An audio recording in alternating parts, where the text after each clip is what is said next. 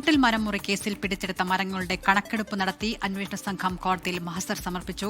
സുൽത്താൻ ബത്തേരി കോടതിയുടെ നിർദ്ദേശപ്രകാരം അന്വേഷണ സംഘം വീണ്ടും കണക്കെടുപ്പ് നടത്തുകയായിരുന്നു. മരങ്ങൾ ലേലം ചെയ്യാനുള്ള നടപടിയുടെ ഭാഗമായിട്ടാണ് വീണ്ടും കണക്കെടുപ്പ് നടക്കുന്നത്. കാളിദാസൻ ദേവദത്തം വയനാട് നിന്ന് ചേരുന്നു. കാളിദാസൻ, വിവരങ്ങൾ.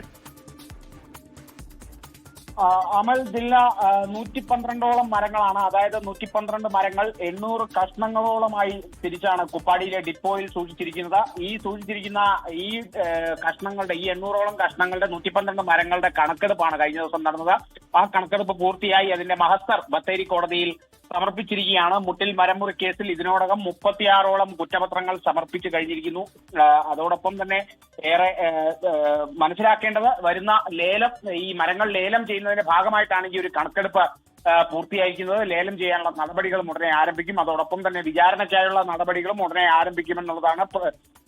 അഗസ്റ്റിൻ സഹോദരന്മാർ ഈ മുട്ടിൽ മരമുറി കേസുമായി ബന്ധപ്പെട്ട് കുറച്ച് നാൾ മുമ്പ് ഈ മരങ്ങൾ സർക്കാരിന്റേതല്ല, തങ്ങളുടേതാണെന്നുള്ള അവകാശവാദമുയർത്തി അപ്പീൽ നൽകിയിരുന്നു. എന്നാൽ ആ അപ്പീൽ തള്ളുന്ന നടപടിയായിരുന്നു കോടതി സ്വീകരിച്ചിരുന്നത്. സർക്കാരിന്റേതല്ല ഈ മരങ്ങൾ എന്ന് തെളിയിക്കാൻ പാകത്തിനൊരു കീറക്കടലാസ് പോലും അഗസ്റ്റിൻ സഹോദരന്മാർക്ക്, പ്രതികൾക്ക് സമർപ്പിക്കാൻ കഴിഞ്ഞിട്ടില്ല എന്നുള്ള വാദമുയർത്തിയാണ് കോടതി അപ്പീൽ തള്ളിയത്. ഇനി കണക്കെടുപ്പ് പരിശോധിച്ച ശേഷം മഹസർ സമർപ്പിച്ചതോടെ ലേലത്തിന്റെ നടപടികളിലേക്ക് കൂടി കടക്കുമെന്നുള്ളതാണ്. ശരി, കാളിദാസൻ ദേവദത്തമാണ് വയനാട്ടിൽ നിന്ന് വിവരങ്ങൾ നൽകിയത്.